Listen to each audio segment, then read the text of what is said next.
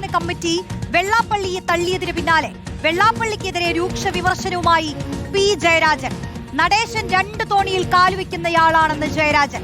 മകൻ സംഘപരിവാറിനൊപ്പം ശ്രീനാരായണ ദർശനത്തിനെതിരായ നിലപാടാണ് ഇപ്പോൾ SNDP തലപ്പത്തുള്ളവർക്കെന്നും ജയരാജൻ. ബഹുമുഖ വേഷമാണ് വെള്ളാപ്പള്ളിക്കെന്നും വിമർശനം. പ്രതികരണം നമുക്ക് ആദ്യം കേൾക്കാം.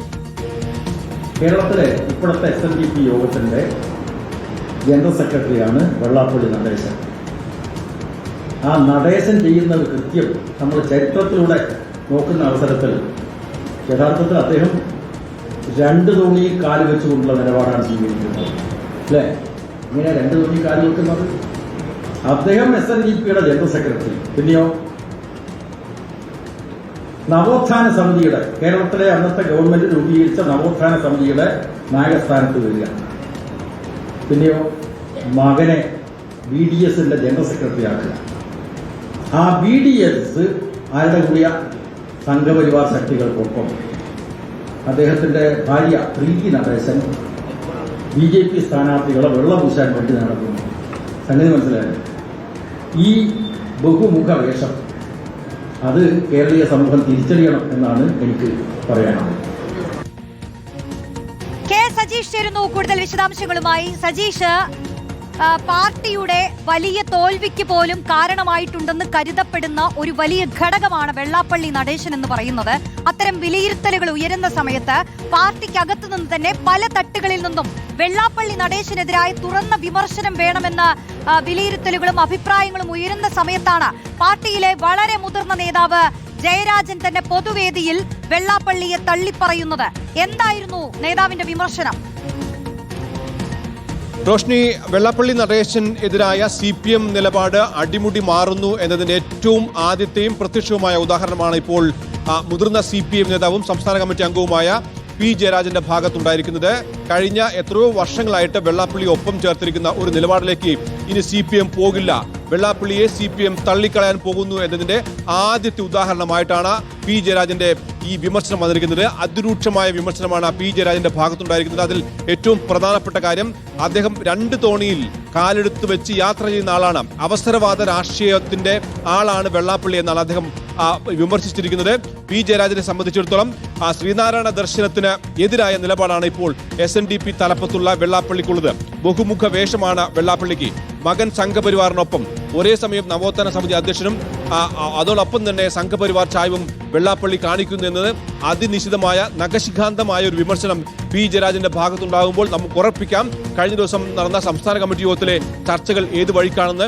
സംസ്ഥാന സെക്രട്ടേറിയറ്റും അല്ലെങ്കിൽ തെരഞ്ഞെടുപ്പിന് റിസൾട്ട് വന്നതിന് ശേഷം വെള്ളാപ്പള്ളിയോട് എടുത്ത നിലപാടുകൾ പാർട്ടിക്ക് ദോഷം ചെയ്തില്ല എന്ന് ചോദിച്ചപ്പോൾ പോലും ഒരു അഴകുഴമ്പൻ സമീപനമാണ് CPM സംസ്ഥാന സെക്രട്ടറിയുടെ ഭാഗത്തടക്കം ഉണ്ടായത്. വെള്ളാപ്പള്ളിയെ തള്ളിക്കളയാനും തയ്യാറായിട്ടില്ല.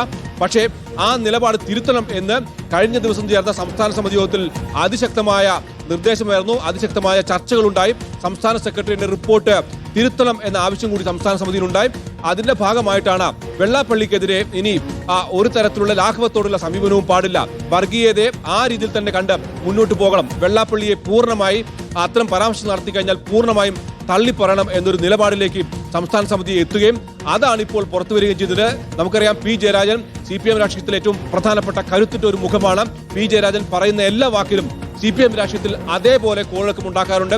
അതുകൊണ്ട് തന്നെ പി ജയരാജൻ തന്നെ ഈ ഒരു വിമർശനവുമായി രംഗത്ത് വരുമ്പോൾ CPMന്റെ നയമാറ്റം, നിലപാട് മാറ്റം, വെള്ളാപ്പള്ളിയുടെ നിലപാട് മാറ്റം എന്താകുമെന്നുള്ളത് കൃത്യമായ സൂചനകൾ തന്നെയാണ് പുറത്തു വരുന്നത്. എന്തായാലും ജയരാജന്റെ ഈ വിമർശനം അതൊരു വേദിയിൽ വെച്ചുണ്ടാകുന്നു. അതിപ്പോൾ വലിയ ചർച്ചയായി മാറുക കൂടിയാണ്. TV പ്രസാദ് കൂടി ചേരുന്നു. പ്രസാദ്, ന്യൂനപക്ഷങ്ങളെ അകറ്റാനും അതുപോലെ ഒരു വിഭാഗം ഈ ഈഴവ വോട്ടുകളടക്കം ചോരാനും കാരണമായിട്ടുണ്ടെന്ന് വിലയിരുത്തപ്പെടുന്ന ഒരു ഇതാണ് വെള്ളാപ്പള്ളി നടേശൻ എന്ന് പറയുന്നത്. അപ്പോൾ താഴെത്തട്ട് മുതൽ ഇത്തരത്തിൽ വിമർശനങ്ങൾ ഉയർന്നിരുന്നു. അപ്പോൾ ഈ സെക്രട്ടേറിയറ്റിലടക്കം ഏത് തരത്തിലുള്ള ചർച്ചയാണ് ഉണ്ടായതെന്ന് സജീഷ് പറഞ്ഞതുപോലെ നമുക്ക് വ്യക്തമാവുകയാണ്. ഇപ്പോൾ പാർട്ടി സെക്രട്ടറിയോ അല്ലെങ്കിൽ പ്രതിപക്ഷ നേതാവ് കൂടിയായ പിണറായി വിജയനോ ഒന്നും ഈ ഘട്ടത്തിലും തള്ളിപ്പറഞ്ഞിട്ടില്ലെങ്കിലും ജയരാജനെ പോലൊരു നേതാവ് ഇങ്ങനെ ഒരു വേദിയിൽ പറയുന്നത് വലിയ പ്രാധാന്യത്തോടു കൂടി തന്നെ കാണണം. റോഷ്നി, ഇത്തവണത്തെ തെരഞ്ഞെടുപ്പ് പരാജയം അത് വല്ലാത്തൊരു പരാജയമാണ് CPIMനെ സംബന്ധിച്ചിടത്തോളം. കാരണം സമീപകാലത്തൊന്നും ഇത്ര വലിയ തോൽവി സംഘടനാ ഘടകങ്ങളിലുണ്ടായ കനത്ത തിരിച്ചടിയെ തുടർന്ന് ഉണ്ടായില്ല എന്നുള്ളതാണ്. പ്രത്യേകിച്ച് പയ്യന്നൂരിലും തളിപ്പറമ്പിലും ഒക്കെ. അതുകൊണ്ട് തന്നെ പാർട്ടി സ്വീകരിച്ച ചില നിലപാടുകളിൽ, നയങ്ങളിൽ അതിൽ വലിയ പ്രശ്നങ്ങൾ സംഭവിച്ചിട്ടുണ്ട് എന്ന വിലയിരുത്തലാണ് ഈ തെരഞ്ഞെടുപ്പിന്റെ ഭാഗമായി പരിശോധിക്കുമ്പോൾ എല്ലാ ഘടകങ്ങളിൽ നിന്നും ഉണ്ടായത്. അതിലേറ്റവും പ്രധാനം മതനിരപേക്ഷത കൈവിട്ടുകൊണ്ട് വർഗീയതയുമായി ചേർന്ന് നിൽക്കുന്ന വെള്ളാപ്പള്ളിയെ ചേർത്ത് നിർത്തിയത് അത് വലിയ തിരിച്ചടിയായി എന്ന വിമർശനം മുകളിൽ സംസ്ഥാന കമ്മിറ്റി മുതൽ താഴെ ഇങ്ങ് ബ്രാഞ്ച് വരെ ഉണ്ടായിരുന്നു എന്നുള്ളതാണ്. അതിന്റെ പ്രധാന കാരണക്കാരൻ വെള്ളാപ്പള്ളി നടേശനാണ്. ആ വെള്ളാപ്പള്ളി നടേശൻ ഓരോ ദിവസവും മുസ്ലിം മത ന്യൂനപക്ഷങ്ങൾക്കെതിരെ അതിരൂക്ഷമായ വർഗീയ പരാമർശം നടത്തുന്ന സമയത്തും മുഖ്യമന്ത്രി 1-ാം നമ്പർ കാറിലാണ് അദ്ദേഹത്തെ കൊണ്ട് കറങ്ങിയത് എന്നതാണ്. അദ്ദേഹത്തെക്കുറിച്ച് ബിനോയ് വിശ്വം ഒരിക്കൽ പറഞ്ഞു, താനായിരുന്നുവെങ്കിൽ കാറിൽ കയറ്റില്ലായിരുന്നു. അന്ന് പിണറായി വിജയൻ പറഞ്ഞ മറുപടി ബിനോയ് അല്ല പിണറായി എന്നായിരുന്നു. അത് സമൂഹത്തിന് കൊടുത്ത ഒരു സന്ദേശമുണ്ട്. വെള്ളാപ്പള്ളിയെ ചേർത്ത് നിർത്തിക്കൊണ്ട് ഭൂരിപക്ഷ വോട്ടുകൾ സമ്പാദിക്കാനുള്ള ഒരു നീക്കം നടത്തി എന്നുള്ളതാണ്. പക്ഷേ യഥാർത്ഥത്തിൽ ഭൂരിപക്ഷ വോട്ടും കിട്ടിയില്ല. വലിയൊരു ശതമാനം പരമ്പരാഗതമായി ഇടതുപക്ഷത്തിന് ചെയ്യുന്ന ന്യൂനപക്ഷ വോട്ടുകളും കൈവിട്ടുപോയി എന്നിടത്താണ് രൂക്ഷമായ വിമർശനങ്ങൾ ഉയർന്നത്.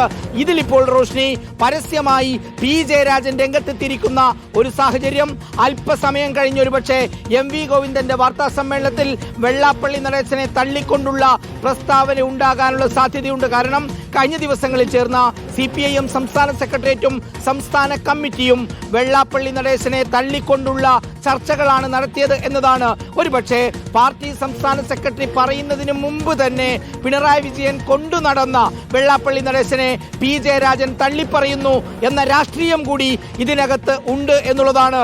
രണ്ട് തോണിയിൽ കാൽ വെച്ച് നടക്കുന്ന ആളായിട്ട് വെള്ളാപ്പള്ളി നടേശനെ പറയുമ്പോൾ ഒന്ന് CPIM-ഉം മറ്റത് BJP-യുമാണ് എന്നതാണ്.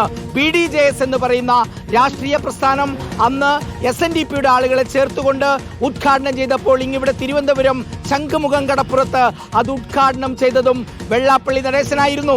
ഇവിടെ മതേതര മുദ്രാവാക്യം ഉയർത്തി നടന്നതും ഇതേ വെള്ളാപ്പള്ളി നടേശൻ തന്നെയായിരുന്നു. ഒരേ സമയം CPIM-ന്റെയും ഒരേ സമയം BJP-യുടെയും ഏറ്റവും പ്രിയപ്പെട്ട ആളായി വെള്ളാപ്പള്ളി നടേശൻ നിൽക്കുമ്പോൾ ആ വെള്ളാപ്പള്ളി നടേശനെയും കൊണ്ട് നടന്നതാണ് ഏറ്റവും വലിയ തിരിച്ചടി എന്ന തിരിച്ചറിവ് CPIM-നുണ്ടാകുന്നു. അത് തുറന്നു പറയുകയാണ് പി ജയരാജൻ. റോഷ്നി, പ്രസാദ്, ഈ വർഗീയതയോട് ഒരു അഴകുഴമ്പൻ നിലപാട് പാടില്ല, അതൊരു വലിയ വിമർശനമായിരുന്നു ഈ സെക്രട്ടേറിയറ്റിലടക്കം ഉയർന്നത്. പാർട്ടിയുടെ ശക്തി എന്ന് പറയുന്നത് മതേതര നിലപാടാണ്, അതുമായി തന്നെ മുന്നോട്ട് പോകണമെന്നാണ് ഉയർന്നു വന്ന വലിയ അഭിപ്രായങ്ങൾ. അപ്പോൾ അതെല്ലാം കേട്ടുകൊണ്ട് പാർട്ടി ഒരു തെറ്റുതിരുത്തൽ പ്രക്രിയയിലേക്ക് കടക്കുന്നു എന്ന് നമുക്ക് മനസ്സിലാക്കണോ? ഇനി നമുക്ക് ഈ പാർട്ടി സംസ്ഥാന സെക്രട്ടറിയുടെയും പ്രതിപക്ഷ നേതാവിന്റെയും ഒക്കെ പ്രതികരണം ഇതുമായി ബന്ധപ്പെട്ട് പ്രതീക്ഷിക്കണ്ടേ? റോഷ്നി, അത് പ്രതീക്ഷിക്കേണ്ടി വരും. പക്ഷേ പിണറായി വിജയൻ പ്രതിപക്ഷ നേതാവ് അങ്ങനെ ഒരു പ്രസ്താവന നടത്തുമോ എന്നുള്ളതാണ്. പല ഘട്ടങ്ങളിലും വാർത്താ സമ്മേളനം നടത്തുന്ന സമയത്ത് നമ്മൾ അന്നത്തെ മുഖ്യമന്ത്രിയോട് ചോദിച്ചിട്ടുള്ളതാണ്. നിരന്തരം ഇങ്ങനെ വർഗീയ വിഷം തുപ്പുന്ന പ്രസ്താവനകൾ നടത്തുന്ന വെള്ളാപ്പള്ളി നടേശനെ എന്തിനാണ് ഇങ്ങനെ കൊണ്ടു നടക്കുന്നത് എന്ന് പറഞ്ഞ സമയത്ത് വെള്ളാപ്പള്ളി നടേശന്റെ അത്തരം പ്രസ്താവനകളിൽ പിശകില്ല എന്ന നിലയിലുള്ള മറുപടിയായിരുന്നു അന്ന് പിണറായി വിജയൻ നൽകിയത്. ഏതാണ്ട് അതേ രൂപത്തിലുള്ള മറുപടിയായിരുന്നു CPIM സംസ്ഥാന സെക്രട്ടറി MV ഗോവിന്ദനും നൽകിയത്. പക്ഷേ അതിൽ കൊടുക്കേണ്ടി വന്ന വില ചെറുതായിരുന്നില്ല. പയ്യന്നൂരും തളിപ്പറമ്പും പോലും തകർന്നടിയുന്ന നിലയിലേക്ക് കഴിഞ്ഞ തെരഞ്ഞെടുപ്പിൽ അമ്പേ പരാജയപ്പെട്ട മുന്നണിയായി CPIM നേതൃത്വം നൽകുന്ന LDF മാറി എന്നുള്ളതാണ്. ആ തിരിച്ചറിവ് പാർട്ടിയിലെ താഴെ ഘടകം മുതലുള്ള പാർട്ടി സഖാക്കൾക്കുണ്ട്. അവരുടെ വികാരമാണ് കഴിഞ്ഞ ഈ സമയത്ത് നടന്ന യോഗങ്ങളിൽ പ്രതിഫലിച്ചതും അത് സംസ്ഥാന കമ്മിറ്റിയുടെ പ്രധാനപ്പെട്ട ചർച്ചാ വിഷയമായി മാറുകയും ചെയ്തത്. ഉറപ്പായും ഇനി മുന്നോട്ട് വയ്ക്കുന്ന രാഷ്ട്രീയം എന്നുള്ളത് വെള്ളാപ്പള്ളിയുടെ രാഷ്ട്രീയം തള്ളിയുള്ള രാഷ്ട്രീയമായിരിക്കും എന്ന കാര്യം ഉറപ്പാണ്. കാരണം മതന്യൂനപക്ഷങ്ങളെ ഇത്രയേറെ അവഹേളിച്ച ഒരാളെ കൊണ്ടു നടക്കുന്നത് കേരളത്തിന്റെ മതനിരപേക്ഷ മൂല്യങ്ങൾക്ക് എതിരാണ് എന്ന തിരിച്ചറിവുണ്ടാകാൻ ഇത്ര വലിയ പരാജയം വേണ്ടി വന്നു റോഷ്നി CPIM-ന്.